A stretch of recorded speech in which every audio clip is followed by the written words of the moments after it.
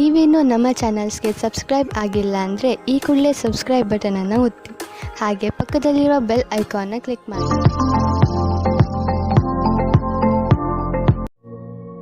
ಈ ರೀಡಿಂಗ್ ನಿಮಗೆ ಅನ್ವಯಿಸಿದ್ರೆ ಅಥವಾ ರೆಸೋನೇಟ್ ಆದರೆ ಮಾತ್ರ ತೊಗೊಳ್ಳಿ, ಇಲ್ಲಾಂದರೆ ಬಿಟ್ಬಿಡಿ. ಇನ್ನು ಕಾರ್ಡ್ಸ್ನ ಶಫಲ್ ಮಾಡ್ದಾಗೆ ನನಗೆ first card queen of pentacles ಬಂದಿದೆ. ಯಾವಾಗಲೂ ಹೇಳುವ ಹಾಗೆ first card is A strongest card ಅಂತ. ಕ್ವೀನ್ ಆಫ್ ಪೆಂಟಿಕಲ್ಸ್ ಬಂದಿರೋದ್ರಿಂದ ತುಂಬ ಹಣದ ಬಗ್ಗೆ ಯೋಚನೆ ಇದೆ. ಸೊ ನಿಮ್ಗೇನಾದರೂ ಮ್ಯಾಟರ್ ಆಗುತ್ತೆ ಒಂದು ವಿಷಯ ಅಂದರೆ ಅದು ಕೆಲಸದ ವಿಷಯ ಅಂತ ಅನಿಸುತ್ತೆ, ಸ್ಟೆಬಿಲಿಟಿ ಅಂತ ಅನಿಸುತ್ತೆ, ಬೀಯಿಂಗ್ ರೆಸ್ಪಾನ್ಸಿಬಲ್ ಪರ್ಸನ್ ಅಂತ ಅನಿಸುತ್ತೆ. ತುಂಬ ರೆಸ್ಪಾನ್ಸಿಬಿಲಿಟೀಸ್ನ ತೊಗೊಳ್ತಾ ಇದ್ದೀರಾ ನೀವು ಅಥವಾ ನೀವು ಕನೆಕ್ಟ್ ಆಗಿರೋ ಪಾರ್ಟ್ನರು. ಟೈಮ್ ಟು ಮ್ಯಾನೇಜ್ ಅಂತ ಹೇಳುತ್ತೆ. ಎಲ್ಲನೂ ಹೇಗೆ ಮ್ಯಾನೇಜ್ ಮಾಡ್ಕೊಂಡು ಹೋಗ್ತೀರಾ ಅನ್ನೋದ್ರ ಬಗ್ಗೆ. ಮೇ ಬಿ ನೀವು ಕನೆಕ್ಟ್ ಆಗಿರೋ ವ್ಯಕ್ತಿ ಅಥವಾ ನಿಮ್ಮ ಹಸ್ಬೆಂಡು ವೈಫು ಮೇ ಬಿ ಸಿಂಹ ರಾಶಿಯವರು ಇರ್ಬೋದು. ಕ್ವೀನ್ ಆಫ್ ಪೆಂಟಿಕಲ್ಸ್ ಸರ್ಟನ್ ಆರ್ಡರ್ಸ್ನ ಅಂತ ಹೇಳ್ಬೋದು. ಕೆಲವೊಂದು ಬಿಸ್ನೆಸ್ ಮಾಡ್ತಾ ಇದ್ರೆ ಕೆಲವು ಗೋಲ್ಸ್ನ ರೀಚ್ ಆಗಬೇಕು, ಡೆಡ್ಲೈನ್ ಮುಗಿಯೋದ್ರೊಳಗೆ ವರ್ಕ್ನ ಕಂಪ್ಲೀಟ್ ಮಾಡಬೇಕು. ಸೊ ತುಂಬ everything is taken care of ಅಂತ ಅನಿಸುತ್ತೆ. ಎಲ್ಲನೂ ಮ್ಯಾನೇಜ್ ಮಾಡ್ತಾ ಇದ್ದೀರಾ ನೀವು. ಸೊ ಮೇ ಬಿ ಕೆಲವ್ರಿಗಿದು ಹೊಸದಾಗಿ ಯೂಶ್ವಲಿ ಏನಾದರೂ ಇನ್ವೆಸ್ಟ್ಮೆಂಟ್ ಮಾಡ್ತಾ ಇದ್ರು ಕೂಡ ಕ್ವೀನ್ ಆಫ್ ಪೆಂಟಿಕಲ್ಸ್ ಕಾರ್ಡ್ ಬಂದಿರುತ್ತೆ. ಯಾವುದ್ರ ಮೇಲಾದರೂ ಇನ್ವೆಸ್ಟ್ಮೆಂಟ್, ನಿಮ್ಮ ವೈಫು ನಿಮ್ಮ ಪಾರ್ಟ್ನರ್ಗೋಸ್ಕರನೋ ಏನಾದರೂ ಶಾಪಿಂಗ್ ಮಾಡ್ತಾ ಇದ್ರೆ, ಗಿಪ್ಪರ್ಟಿ ತೊಗೊಳ್ತಾ ಇದ್ರು ಕೂಡ ಈ ಕಾರ್ಡ್ ಬಂದಿರುತ್ತೆ. ಸೆಕೆಂಡ್ ಕಾರ್ಡ್ ನನಗೆ ಹ್ಯಾಂಗ್ ಮ್ಯಾನ್ ಬಂದಿದೆ. ಸೊ ಕೆಲವೊಮ್ಮೆ ಜಸ್ಟ್ ವೇಟ್ ಅಂತ ಹೇಳುತ್ತೆ. ಮೇ ಬಿ ಏನಾದರೂ ತೊಗೊಳ್ಬೇಕು ಅಂತ ಅಂದ್ಕೊಂಡಿದ್ರೆ, ಯಾರಿಗೋಸ್ಕರನಾದರೂ ಪರ್ಚೇಸ್ ಮಾಡ್ಕೊಳ್ತಾ ಇರ್ಬೋದು, ಎಲ್ಲಾದರೂ ಏನಾದರೂ ಇನ್ವೆಸ್ಟ್ ಮಾಡ್ತಾ ಇದ್ರು ಕೂಡ ಸೆಕೆಂಡ್ ಕಾರ್ಡ್ ಹ್ಯಾಂಗ್ ಮ್ಯಾನ್ ಬಂದಿರೋದು ವೇಟ್ ಅಂತ ಹೇಳ್ತಾ ಇದೆ ಕಾರ್ಡು. ಸ್ವಲ್ಪ ವಿಚಾರಿಸಿ ಅದ್ರ ಬಗ್ಗೆ ಪೇಪರ್ಸ್ನ ಡಾಕ್ಯುಮೆಂಟ್ಸ್ನ ವೆರಿಫೈ ಚೆನ್ನಾಗಿ ಮಾಡಿಕೊಂಡು ಮುಂದುವರಿರಿ ಅಂತ ಹೇಳ್ಬೋದು. ಟೂ ಬ್ಯುಸಿ ಅಂತ ಅನಿಸುತ್ತೆ.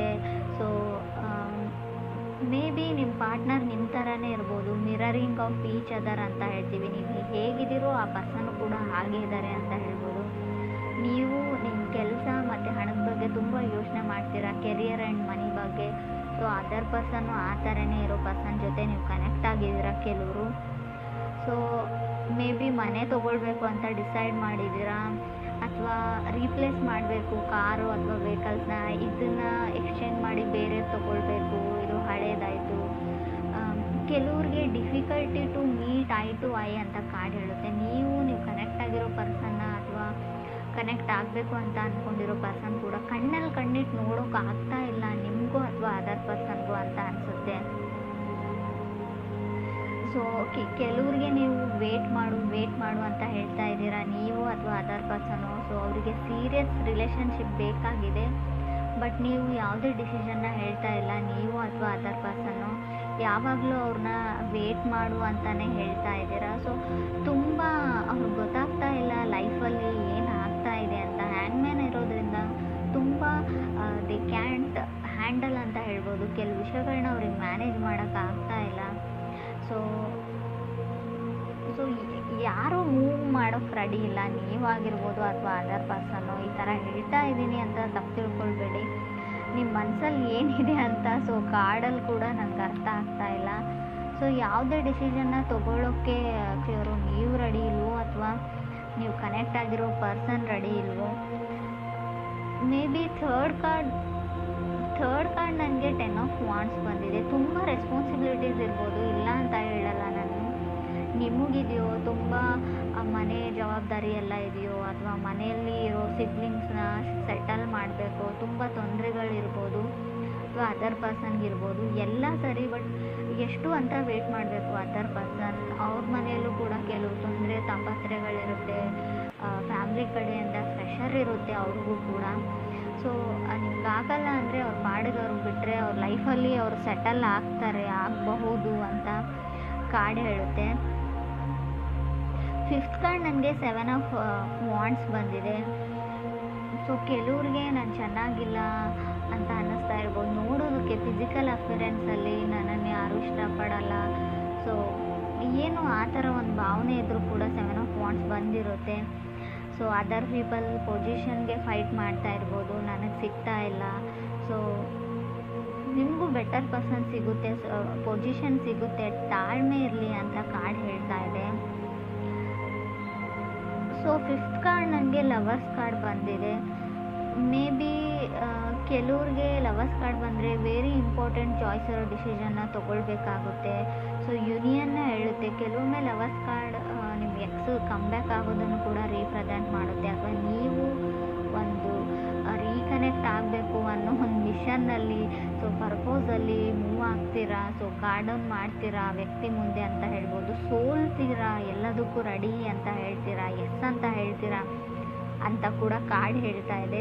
6 ಕಾರ್ಡ್ ನನಗೆ ಎಂಪ್ರರ್ ಬಂದಿದೆ. ಎಂಪ್ರರ್ ಓನ್ ಯುವರ್ ಪವರ್ ಅಂತ ಹೇಳುತ್ತೆ. ನೀವು ನಿಮ್ಮ ಪಾರ್ಟ್ನರ್ಗೋಸ್ಕರ ಗಿಫ್ಟ್ನ ಬೈ ಮಾಡ್ತಿದ್ದೀರೋ, ಆಲ್ರೆಡಿ ಆ ಗಿಫ್ಟ್ನ ಅವರಿಗೆ ಪ್ರೆಸೆಂಟ್ ಮಾಡಿರ್ಬೋದು, ಅಥವಾ ಅದರ್ ಪರ್ಸನ್ ನಿಮಗೋಸ್ಕರ ಏನಾದರೂ ಮಾಡ್ತಾ ಇರ್ಬೋದು ಅಂತ ಕೂಡ ಕಾರ್ಡ್ ಹೇಳ್ತಾ ಇದೆ.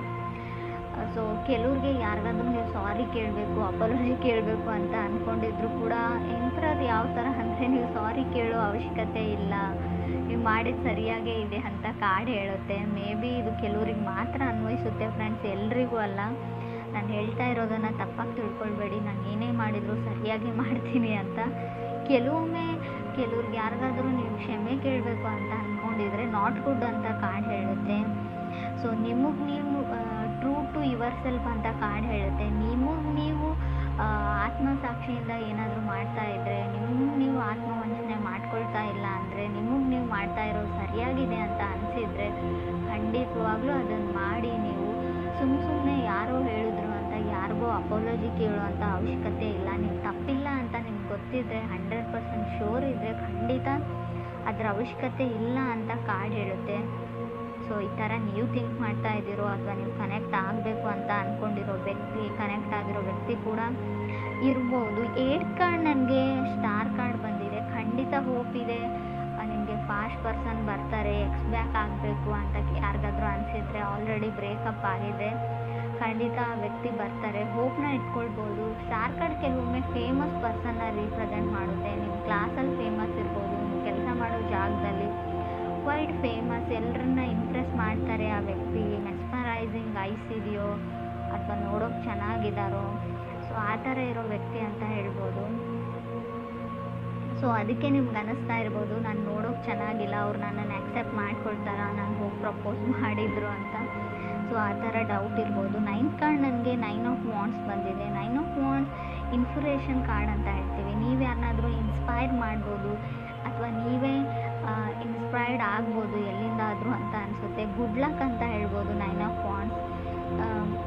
ಮೇ ಬಿ ಸ್ವಲ್ಪ ಒಂಟಿಯಾಗಿರಬೇಕಾಗುತ್ತೆ 9 ಆಫ್ ವಾಂಡ್ಸ್ ಬಂದರೆ. ಯಾರೂ ನಿಮಗೆ ಸಾಥ್ ಕೊಡೋಲ್ಲ. ಕೆಲಸ ಮುಗಿದು ಸಕ್ಸಸ್ ಆದಮೇಲೆ ಸೊ ತುಂಬ ಜನ ನಿಮ್ಮ ಜೊತೆಗಿರ್ತಾರೆ, ಬಟ್ ಆ ಕೆಲಸನ ಕಂಪ್ಲೀಟ್ ಮಾಡೋದ್ರಲ್ಲಿರೋ ಸ್ಟ್ರಗಲ್ನಲ್ಲಿ ಯಾರೂ ನಿಮಗೆ ಸಪೋರ್ಟ್ ಮಾಡಲ್ಲ ಅಂತ ಅನಿಸುತ್ತೆ ನನಗೆ. ಕಾರ್ಡ್ ಕೂಡ ಅದನ್ನೇ ಹೇಳ್ತಾ ಇದೆ. ಸೊ ಕೆಲವರು ತುಂಬ ಕ್ರಿಯೇಟಿವ್ ಆಗಿ ಏನೋ ಬಿಲ್ಡ್ ಮಾಡ್ತಾ ಇದ್ರು ಕೂಡ 9 ಆಫ್ ವಾಂಡ್ಸ್ ಬಂದಿರುತ್ತೆ. ಸೊ ಲವ್ ಲೈಫ್ ರೀಡಿಂಗ್ ಆಗಿರೋದ್ರಿಂದ ಸೊ ನಿಮ್ಮ ಪಾರ್ಟ್ನರ್ ಸಪೋರ್ಟ್ ಸಿಗೋದು ಕಮ್ಮಿ, ಕೆಲವ್ರಿಗೆ ಸಿಗ್ತಾ ಇಲ್ಲ, ನಿಮ್ಮನ್ನು ಅವ್ರು ನಂಬ್ತಾ ಇಲ್ಲ ಅಂತ ಹೇಳ್ಬೋದು. ಸೊ ಮೇ ಬಿ ಅಫಿಷಿಯಲಿ ಅವ್ರಿಗೇನೋ ಬೇಕಾಗಿದೆ, ಅಫಿಷಿಯಲಿ ಅವ್ರು ನೀವು ಮದುವೆ ಆಗಬೇಕು, ಅಥವಾ ಅಲ್ಲಿವರೆಗೂ ಅವ್ರಿಗೆ ನಂಬಿಕೆ ಬರಲ್ಲ, ನೀವೇನೇ ಹೇಳಿದ್ರು ಅವ್ರು ನಂಬ್ತಾ ಇಲ್ಲ ಅಂತ ಹೇಳ್ಬೋದು. 10th ಕಾರ್ಡ್ ನನಗೆ ಹರ್ಮೆಟ್ ಕಾರ್ಡ್ ಬಂದಿದೆ. ಸೊ ತುಂಬ ಟ್ರಸ್ಟ್ ಇಶ್ಯೂಸ್ ಇದೆ ಅಂತ ಹೇಳ್ಬೋದು. ನಂಬಿಕೆ ಪ್ರಶ್ನೆ, ನಿಮ್ಮನ್ನು ನಂಬೋಕ್ಕಾಗ್ತಾ ಇಲ್ಲ, ನಿಮ್ಮನ್ನು ನಂಬೋದಾ, ನಾನು ನಿಮಗೋಸ್ಕರ ವೇಟ್ ಮಾಡ್ಬೋದಾ ಅನ್ನೋ ಥಾಟ್ ಎಲ್ಲ ಬರ್ತಾ ಇದೆ ಅವ್ರಿಗೆ. ಸೊ ಖಂಡಿತವಾಗ್ಲೂ ಕೆಲವ್ರಿಗೆ ಇನ್ಸೆಕ್ಯೂರಿಟೀಸ್ ಕಾಡುತ್ತೆ. ಸೊ ನೀವು ಅವರು ನಂಬಿಕೆ ಉಳಿಸ್ಕೊಳ್ಳುವಂಥ ಕೆಲಸ ನೀವು ಮಾಡಿಲ್ವೋ, ಅಥವಾ ನಿಮ್ಮ ಪಾರ್ಟ್ನರ್ ಮಾಡಿಲ್ವೋ, ತುಂಬ ಬರ್ಡನ್ ಫೀಲ್ ಆಗ್ತಾ ಇದೆ ಅಂತ ಹೇಳ್ಬೋದು. 9 ಆಫ್ ವಾಂಡ್ಸ್ ಕೆಲವೊಮ್ಮೆ ಬರ್ಡನ್ನು ಕೂಡ ರೀಪ್ರೆಸೆಂಟ್ ಮಾಡುತ್ತೆ, ಅದು ಕೂಡ ರಿಯಲ್ ಬರ್ಡನ್ನು. ಸೊ ಇನ್ನೇನು ಆ ವ್ಯಕ್ತಿ ಮನಸ್ಸನ್ನ ನೀವು ಪರಿವರ್ತನೆ ಮಾಡಿರ್ತೀರ, ಕನ್ವಿನ್ಸ್ ಮಾಡಿರ್ತೀರ ಅಪಾಲಜಿ ಕೇಳಿ. ಸೊ ಸಡನ್ನಾಗಿ ಅವ್ರು ನೀವು ಹಾಕಿರೋ ಎಫರ್ಟ್ಸ್ನೆಲ್ಲ ಬಿಟ್ಬಿಟ್ಟು ಮತ್ತೆ ಹಳೇ ಹರ್ಟ್ ಕಡೆ ಹೋಗಿಬಿಡ್ತಾರೆ. ನೀವು ಹಾಗೆ ಹೇಳಿದ್ರಿ ನನಗೆ, ಹೀಗೆ ಮಾಡಿದ್ರಿ ನನಗೆ. ಸೊ ಅದು ಹಳೇದನ್ನು ಅವ್ರು ಬಿಡ್ತಾ ಇಲ್ಲ. ನೀವು ಹೊಸದಾಗಿ ಏನೇ ಎಫರ್ಟ್ ಹಾಕಿದ್ರು ಕೂಡ, ಏನೇ ಟ್ರೈ ಮಾಡಿದ್ರು ಕೂಡ ಅವ್ರ ಮನಸ್ಸು ಆ ಕಡೆನೇ ಹೋಗುತ್ತೆ, ಫಾಸ್ಟ್ ಕಡೆಗೆ ಅಂತ ಹೇಳ್ಬೋದು. ಸೊ ಮೇ ಬಿ ಸೊ ಅವ್ರಿಗೇನೋ ಗೊತ್ತಿಲ್ಲ, ಇನ್ಸೆಕ್ಯೂರಿಟೀಸ್ ಇದೆ, ಅವ್ರು ನಿಮ್ಮನ್ನು ನಂಬೋಕ್ಕಾಗ್ತಾ ಇಲ್ಲ. ಅಗೇನ್ ಸಮಥಿಂಗ್ ನೀವು ಅವ್ರಿಗಿರೋ ಭಾವನೆಗೂ ಕೂಡ ರೆಸ್ಪೆಕ್ಟ್ ಕೊಡಿ, ಅವ್ರಿಗೆ ಹೆಲ್ಪ್ ಮಾಡಿ. ಮೆಂಟಲಿ ಏನಿದೆ ತಲೆ ಒಳಗೆ ಅದನ್ನು ತೆಗಿಯೋಕ್ಕೆ ಹೆಲ್ಪ್ ಮಾಡಿದರೆ ಖಂಡಿತವಾಗ್ಲೂ ಒಂದು ಒಳ್ಳೆ